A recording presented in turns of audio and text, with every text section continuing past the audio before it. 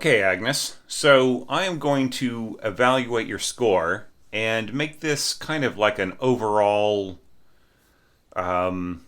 orchestration lesson, kind of more from a basic perspective, right? Just talking about some basic approaches to orchestration. Now, one of the kind of strange things about this particular way of presenting these evaluations is that the evaluations for Patreon are just completely alphabetical, right? So there is no sense of like, you know, evaluating like the first few scores being like more basic orchestration and then moving on to people who are more professional and so on,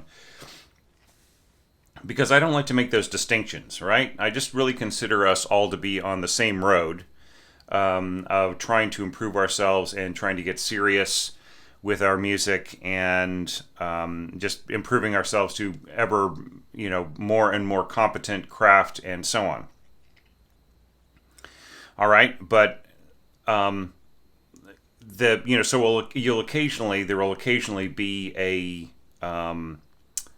moment where there's been like a very very professionally presented and orchestrated work followed by a work that is more beginning. But like I actually relish the opportunity to go over a more basic score and to evaluate it on its own merits and to really try to help a beginning orchestrator to get a firmer grasp on their resources, on elements, and so on and so forth. So the first comment that I would just make overall is that I think that you really took on a huge challenge, I feel, for the place where you are at as an orchestrator. It's, you joined at the higher level, a dotted brev or longa, and you orchestrated the entire piece. And I really want to commend you for that. I think that took a lot of courage, and that you really, I think you probably did your best and really worked on this. So I appreciate that for what it is. So I would recommend, though,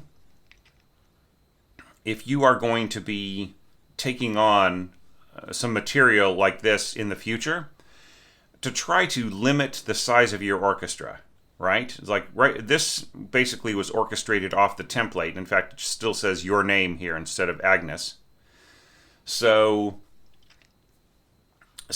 you basically had all of these resources available to you, all of these resources of sound, and it just really is there's just really a lot going on here. So I would say probably reduce this to just like the next time that you orchestrate, just reduce it to like double winds, right? So just 2 flutes, 2 clarinets, 2 oboes, 2 bassoons, right? Leave out the auxiliaries. Maybe just have 4 horns, right? I think that there were horns originally in this score, and I just deleted them because there hadn't been anything written on the staves. And timpani, and then just strings, and leave out the harp, okay? So just, next time you score something, just try double winds, 4 horns, timpani, and strings, and leave out the harp, right? I think that you're relying on harp too much. And that is definitely just a phase that happens in orchestration, which I really try to warn against, to get people to stop using harp everywhere. And you actually avoid it in a lot of places, but you do set up a few little places for yourself where you run into some awkward scoring here, like for instance following F natural right away with an F sharp, right? Following this passage with D natural with a D sharp immediately, right? So there's sort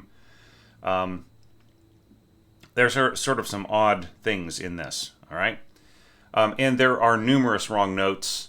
So I supplied the I supplied the piano score, and I think that you went ahead and like added some notes of your own here and there, and then didn't really check the tuning, right? So I would say so that would be the second thing, right? So the first thing that I recommend was to use a much smaller orchestra.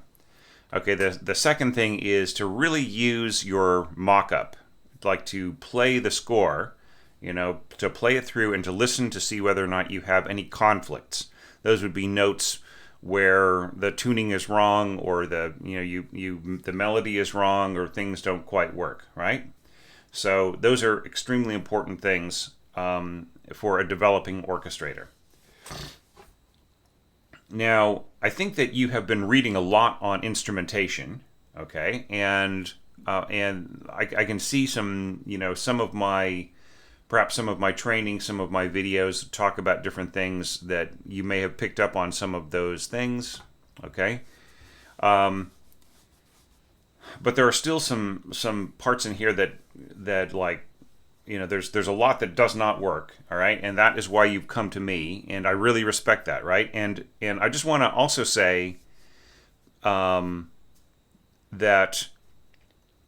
it took a lot of courage for Agnes to share this score with us, and her knowing that this was going to be shared on the internet. And I really, I absolutely must insist that people are supportive and not snarky in the comments, okay? Because I will just delete it.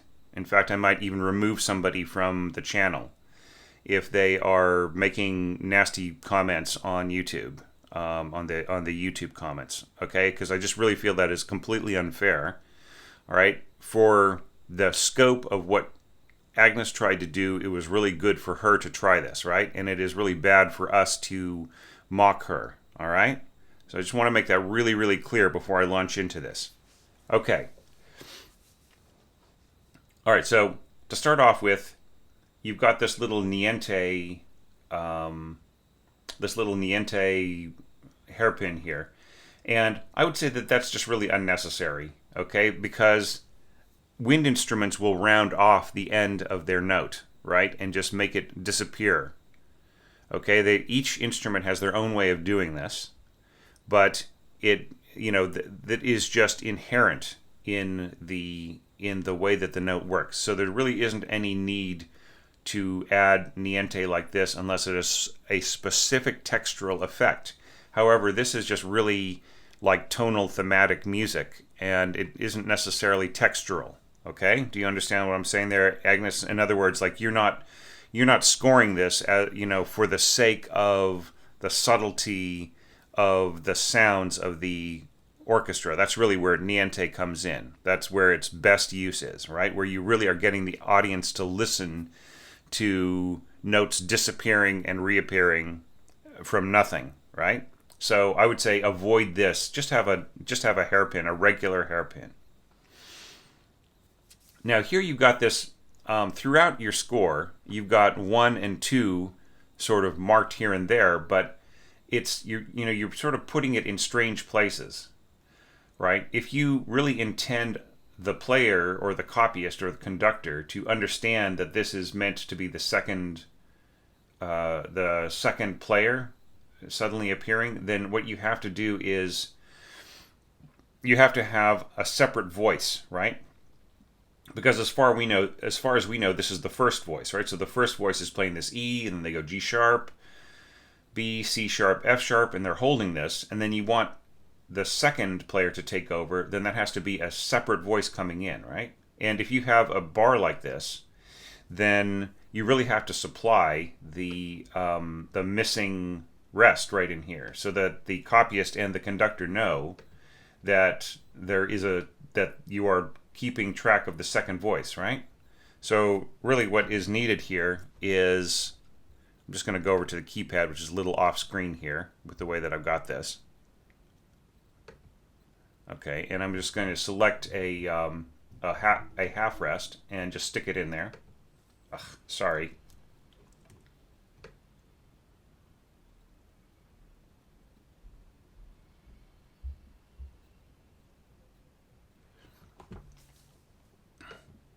So that is really what you need right there, right? So we have to know, we have to maintain the integrity of the second voice like all the way through, right? And then the same thing would be true here. You would need to supply the second voice coming in, and then you'd have to have the first voice going out, right?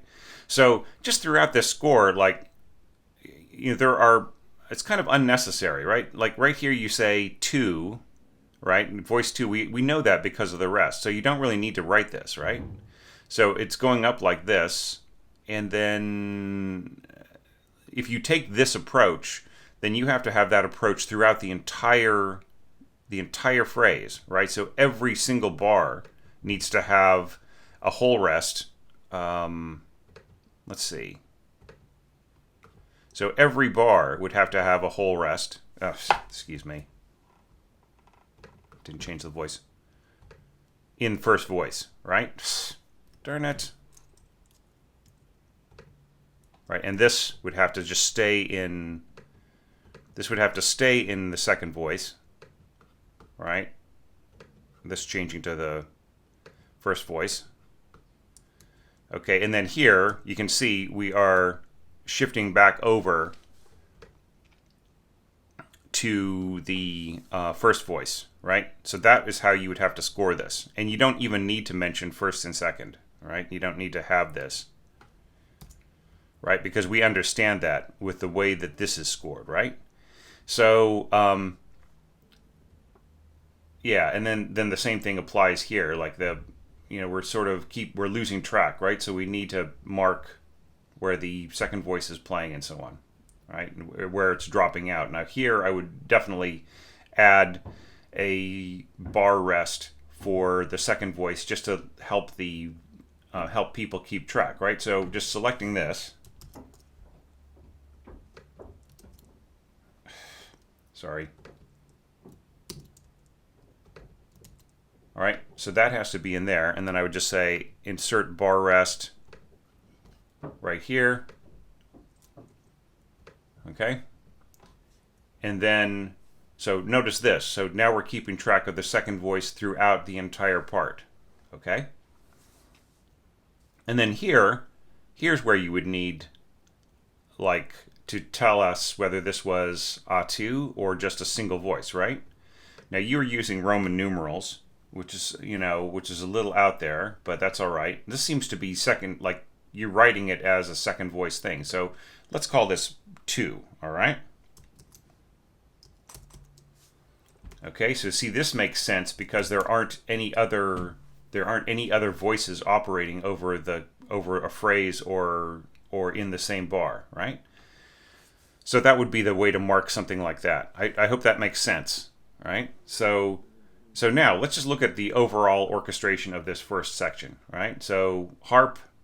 Now I notice that you are adding rolls after the chord, right? Now that is not the way to do it. The way to add a roll to a chord is before, and I'm just going to move the Sibelius keypad here to where you can see it. Okay, and all you have to do is just click on this, right? Just click this button, and then you don't have to add the line separately from the lines menu, okay? And the same thing is true here. Now here you've written slow arpeggio, and you have the up arrow. Now you do not need the up arrow at all, okay? Because all rolls are by default up rolls, right? So you only need the up arrow when there is a down arrow somewhere, right? So this is just, you can see these two here. Here's the up arrow, there's the down arrow. So only use these two when there's reversing direction, back or forth, right? So here, you can get rid of this. And then you've selected the chord, and all you need to do is just mark that. And look, it spaces it really nicely for you. Same thing here, we can get rid of this. Okay, click this, right? And so it spaces the justification, the horizontal justification, really nice for you. Sorry about this screen just moving around like this. Okay, so far as the orchestration of this is concerned, I mean, it's kind of charming. It's really minimalist, and of course, part of that is because you're still trying to sort of find your way as an orchestrator. And like I said, I really respect that. I mean, this is, this is a place where people come to learn, right? Even people who are starting at the very most basic level, right? And look, if you're watching this and this is a waste of time for you, then why are you watching it? Just watch somebody else's video if you feel this is too basic for you to learn, right? But there are thousands of composers who watch my channel who are, actually wish that I would teach more very basic lessons. Okay, so this is for them. All right. So as far as this is concerned, you sort of have you put all the, all of the, the just basically just flute and clarinet, right? So it's really all about the winds with just like little touches of strings sort of disappearing. Once again, you don't need niente because the strings will also round off the shape of their notes so that it'll just disappear. Okay, especially at a very soft. All you need to do is just have standard diminuendo hairpins. You do not need niente. Okay, so here you've got these chords. Probably, would really help for us to know whether or not they are intended to be rolled. Now, dynamics always go in the middle for harp, okay? Okay, now, you wrote slow arpeggio, and, maybe it's even better just to write that out in separate notes. Just like write this out as, maybe as like 30-second notes ending on the D, right? Just like really write it out as an arpeggio rather than as just writing slow arpeggio. Okay, so here we get to our like the the development. Da da da da dum da da da dum. Okay, but it's actually da da da da dum. A lot of people miss this. It's really the D sharp being repeated that is the melody, and the little F sharp above was actually a harmony note, but over the melody, right? Okay, now here you are scoring. So this is all fine. Okay, just basically, I would say that the bass on the bottom is just really heavy, just continuing to state it on every single bar, right? I would lighten that up by taking some of it out. Okay, now here. You have tenuto with a slur. Okay, so here's the thing: is that the tenuto with a slur is a very specific effect called portato. Okay, so portato means a dragging bow.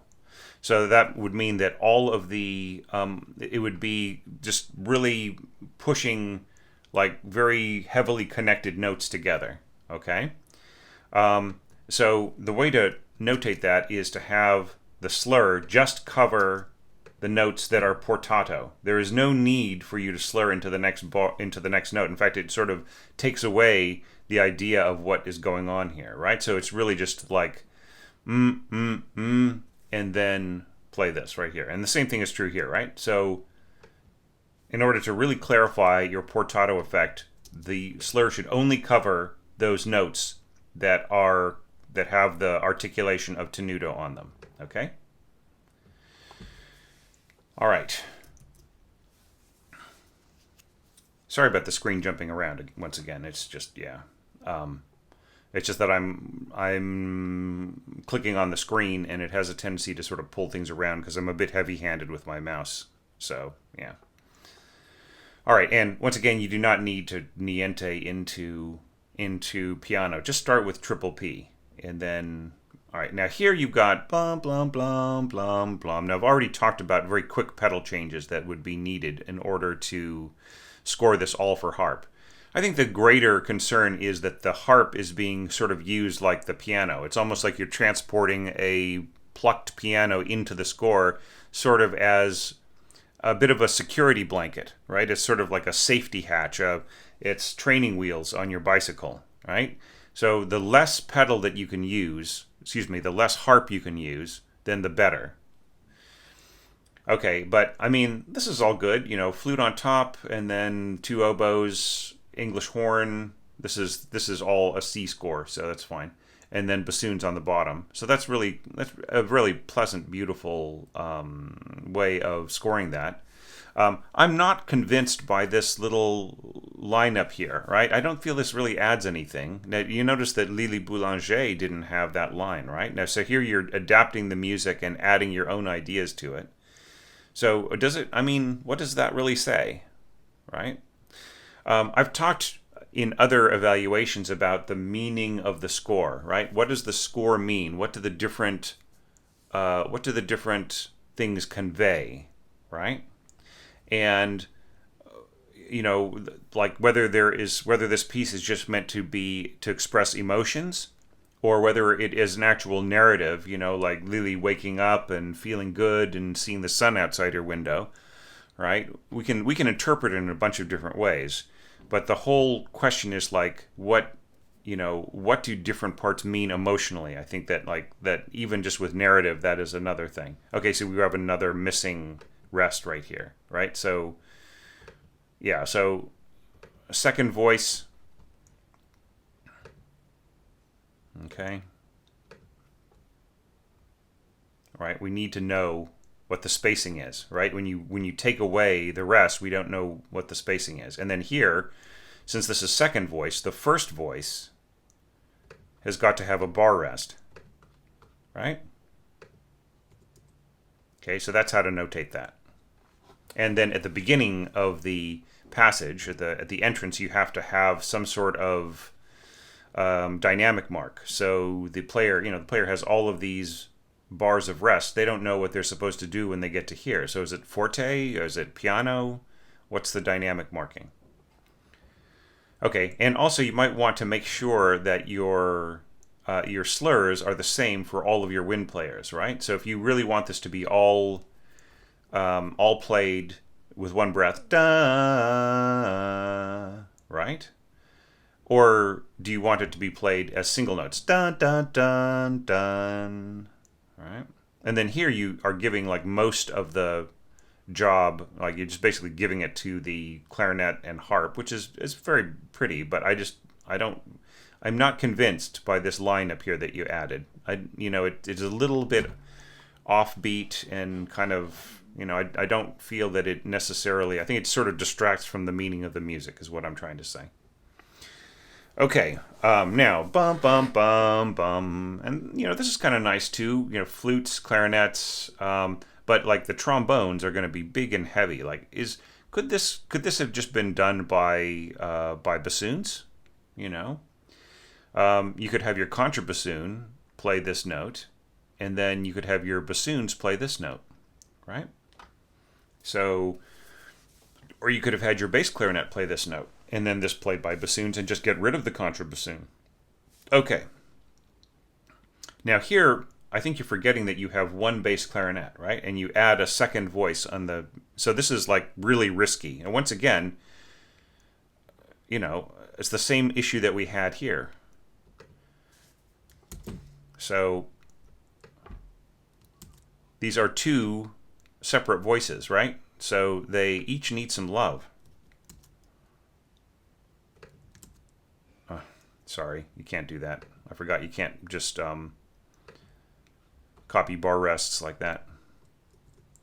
Right, and then like what happens after this, right? You need all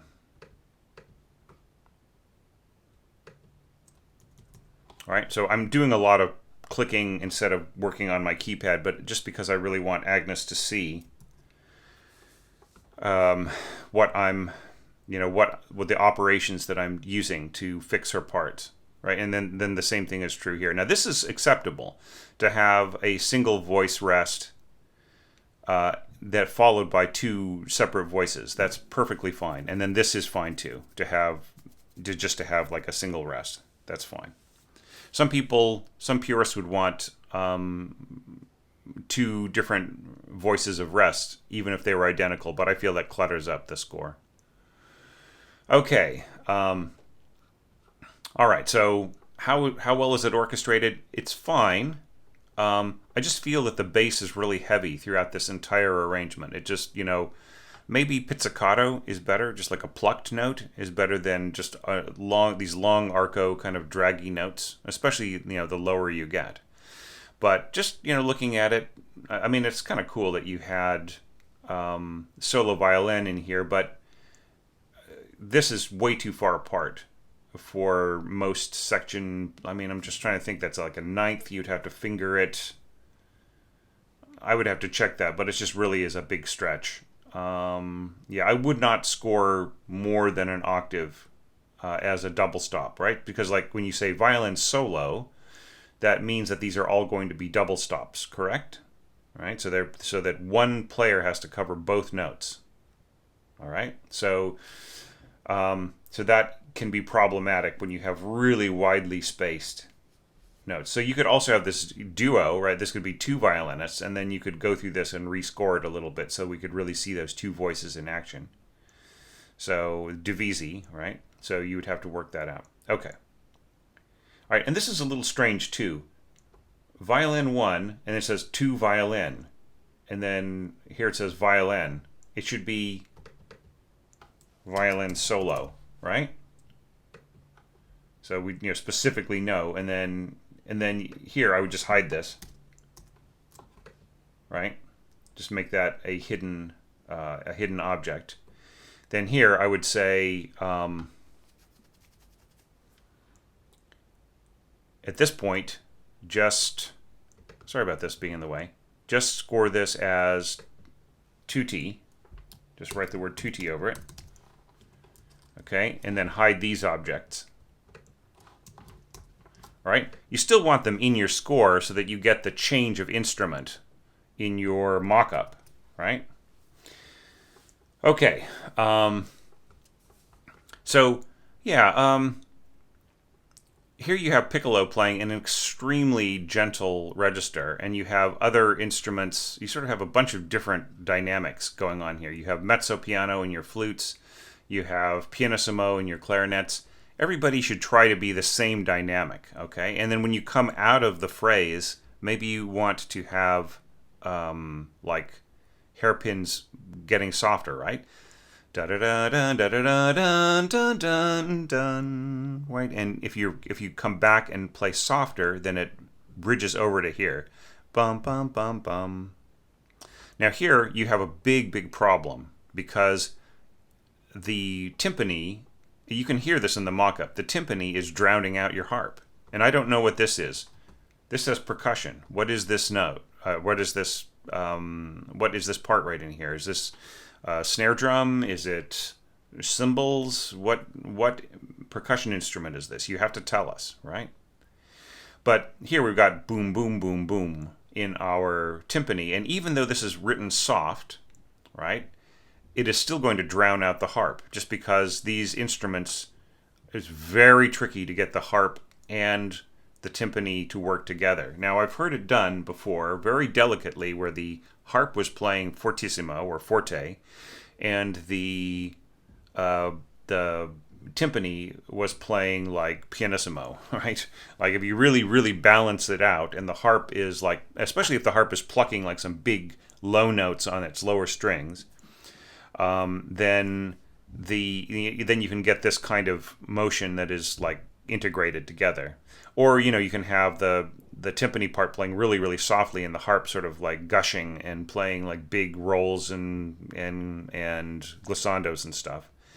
And then you can still hear it. But this kind of thing where they're both working together and they are the same dynamic, you are not going to hear that harp very well. And you can hear it right on the mock-up, right? Okay, now there is a lot of sparseness in your entrances, right? You'll start something off and there'll be almost no accompaniment at all. And then you gradually start adding voices and adding more accompaniment. So that is another big problem here.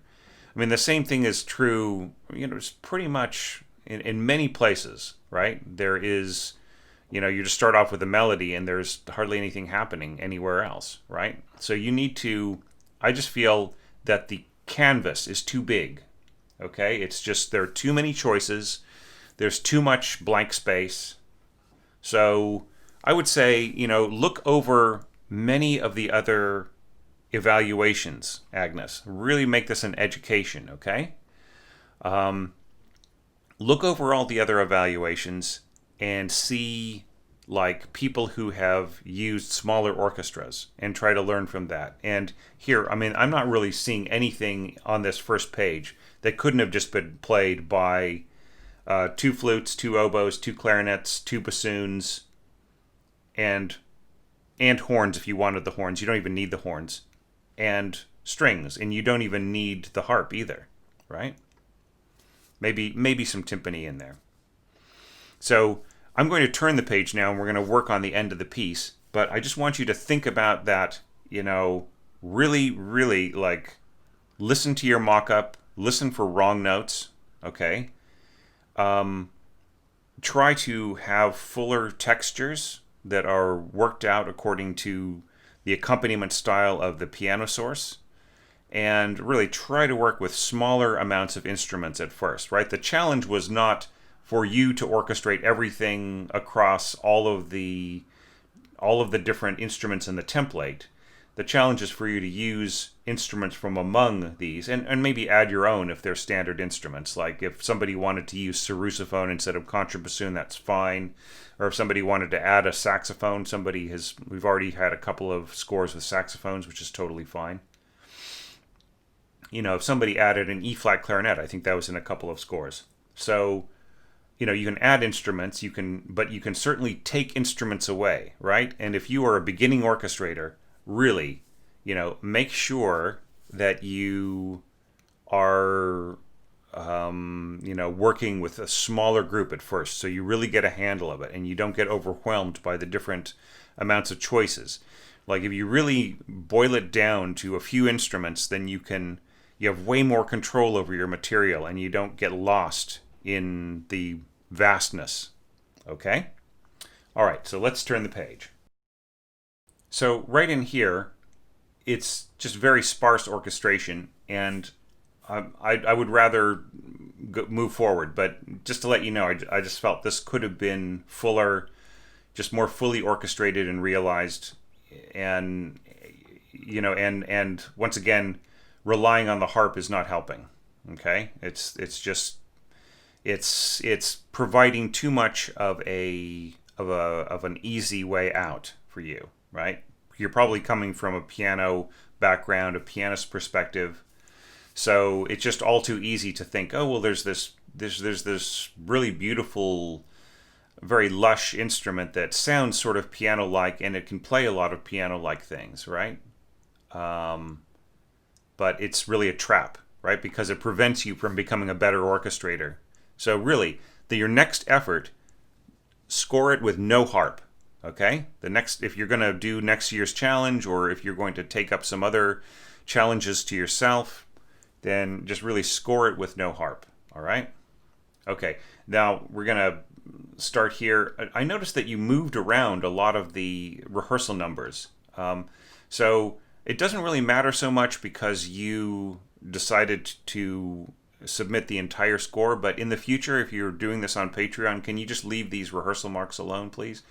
They might have moved around because you added bars at the beginning of the piece. That must be what it is. Yeah, you added a couple of bars. So these numbers seem to have jumped forward or something like that. But whatever it is, just leave them where they are, because that helps me determine like what level the piece is at in terms of like how much I can evaluate. So like say you were just going to do something at a lower level, it's just more convenient too for everybody else watching to compare with other efforts. Now here, like you sort of start off with this, just like niente going into this, and that's really unnecessary. Just pianissimo crescendo to piano is fine, and then the same thing is true of these little fading out and fading in kind of things. I mean, that is kind of nice, but I don't think you need to go down to niente, right? Because what it'll really sound like? It'll just sound like the player is stopping and then starting again, right? I mean, nobody is going to be listening to this. They're going to be listening to that, right? Don't use niente unless people are listening for the niente, unless they are really paying attention to the notes disappearing and reappearing, right? Otherwise, it is a wasted effect, and it just the player might as well just go down to pianissimo or triple P and then come right back up again. Now, right here at the beginning, this rehearsal mark should be over here. So at the beginning of a significant place, right? Our rehearsal mark at the tempo change or whatever.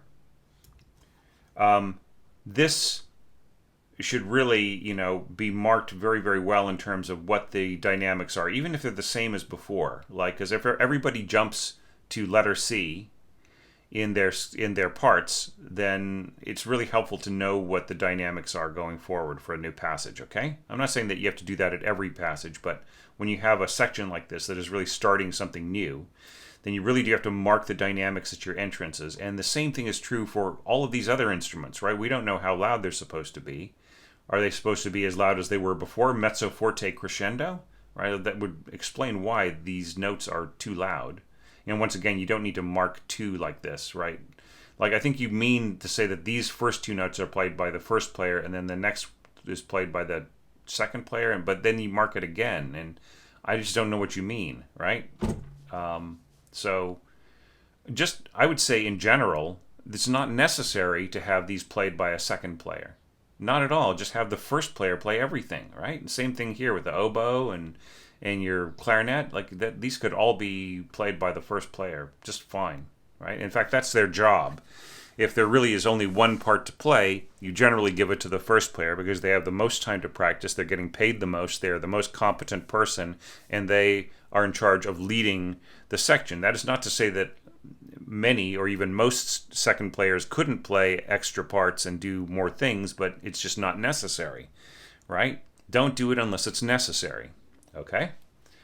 All right. And it's kind of interesting, these like little coming and going, these like this low B and then F sharp, and yeah, I mean, I think you're trying to simulate something that is in the piano part, but it's just a little confused and arbitrary. And like, this is kind of neat, actually. You sort of are reinterpreting the melody, and that's kind of nice. You're going to a solo part, like you end up here on an octave D sharp. So all of these double stops are perfectly fine, but you should really add more nuances to this part. Da da da da, right? Da da da da da da da. Like, you need to have like hairpins inside, so it's an expressive part. It's like breathing or inflecting your, like the expression that I add to the sentence that I'm speaking in order to add emphasis, right? It's the same thing that you need to put into your part. Okay, so, and I don't really see anything necessary at all for bass trombone and trombone that isn't just being played by the bassoon and contrabassoon anyway, right? So all of the brass stuff that you have scored for this, except for this one little line on trumpet, which could have also been played on oboe, like none of this is really necessary, right? Okay. And I like the harp right in here. This is really cool. It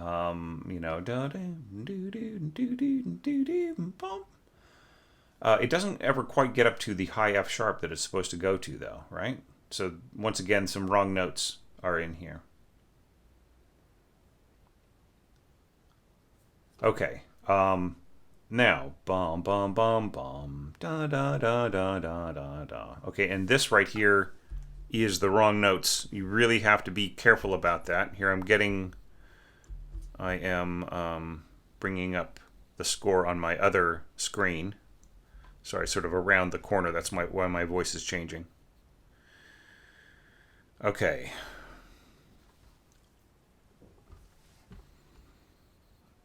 Yeah, it just really sounds wrong in here. This is supposed to be C natural, right? And so, like, just changing that one note in here makes everything sound wrong, right? And then, of course, you would need C naturals in the second violin part as well, and so on. Because, like, you have the conflict between this C sharp that you've added, and then all of these C naturals in the harp cascading downwards. All right, so just to talk about the harp playing right in here, I mean, it works. It works fine that you gave everything to the harp, okay? But just imagine if the other instruments of the orchestra had something to say as well, right? And I don't mean celesta, which a lot of people opted for, including me. There are, look at all these wind players who aren't doing anything, right? So, and like, what are the other string players doing here that's all that important, right?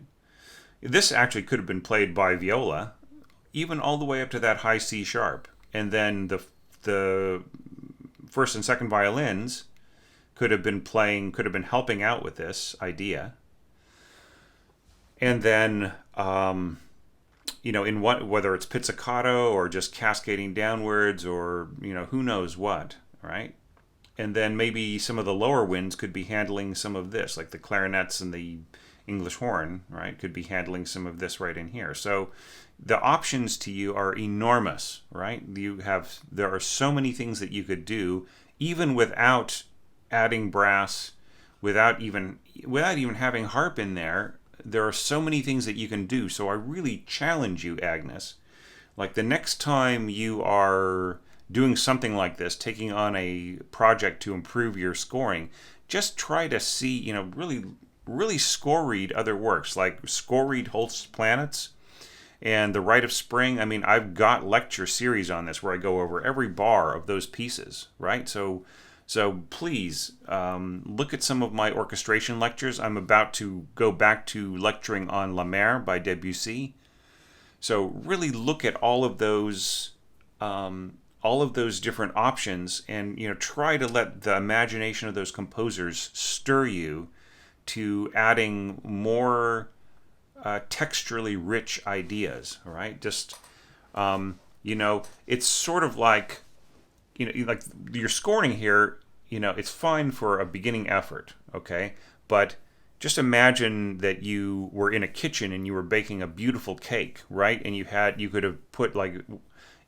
have added like vanilla, right, to your recipe or not, or depending on how much brown sugar or white sugar you wanted to use, or whether you wanted it to be like a flatter cake or a springier cake, chocolate versus vanilla, what kind of frosting you wanted to put on it, what color frosting, what flavor, whether you want to pour little things on top of the frosting or like spell out a name or whatever.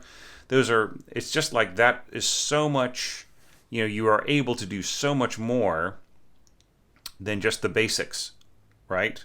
Okay, but I still appreciate that you did what you could with, with what you felt comfortable with. But just be aware that there's so many more possibilities, and I want those to come out of you, like out of your own inspiration, right? And just, learning more about craft, okay? And it's very minimalist ending here, just like barely any notes at all. But so, what happens here with this kind of scoring is that what takes over is just this kind of droning low bass, right? Because there's so little else to distract our ear, to engage our ear, so that we just end up with like this kind of timekeeping, right? Which seems like kind of a shame to end a piece that way, when it could be just really inspirational and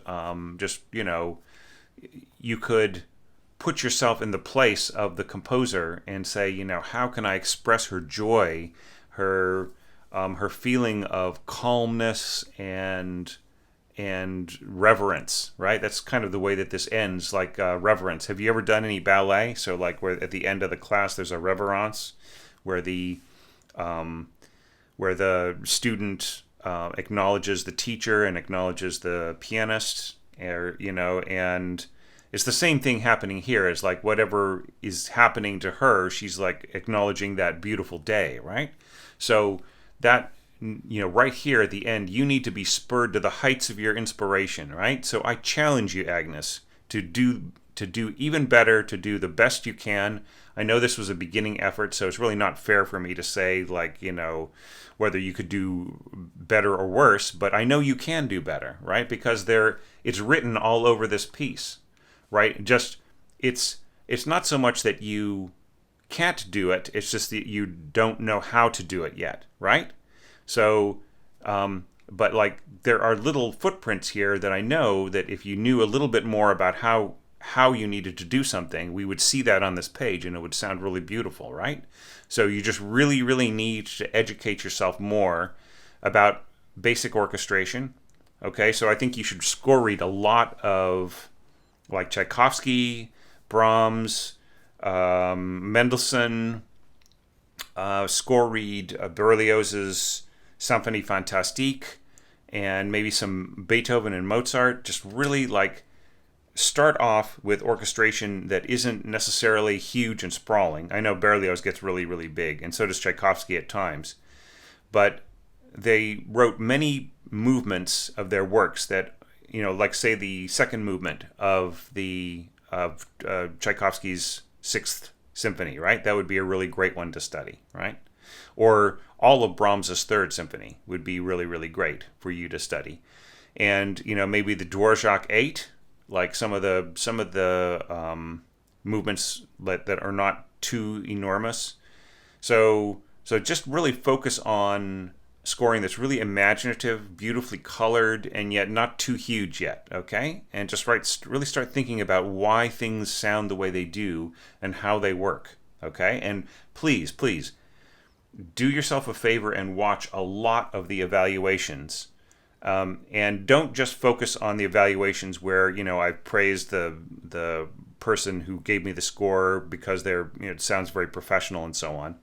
Because you actually will learn a lot less from listening to a score that is just absolutely perfect. You will learn a lot more listening to me coach somebody on a score that needs a lot of fixing up, okay? Just like this one, like this evaluation that I'm giving you now, I hope will be really instructive to a lot of other basic orchestrators, all right? That's so important. We should not just focus on the people who have arrived. If we want to go down the same pathway as everybody else, we need to see how mistakes are made and why they work and why they don't, right? So seriously, Agnes, I don't want you to give up on this. I want you to really stay focused. This was a really great first effort. So just keep trying and keep learning and keep at it, okay? So that is my lecture for today. Thank you so much for supporting here on Patreon. And I really hope that this experience is educational to you and moves you forward with your pursuit of orchestration. And thank you for your entry and for challenging me to be the best orchestration teacher that I could possibly be. Right? And once again, everybody out there, please be fair to Agnes. This is difficult for her. And I know that this is something that she would really appreciate people's positive feedback about, rather than a bunch of niggling snark, okay? So just really give everybody like the best that I'm trying to show right now. Please, I challenge everybody else to also give Agnes really good advice. And Agnes, I hope you are going to read that, and I will remove any comments that are too negative, all right? So thanks again, and I'm really feeling great today. This is my second evaluation that I have done today, and I'm hoping to do a couple more. So anyhow, I will leave you there, and I'll see everybody again soon.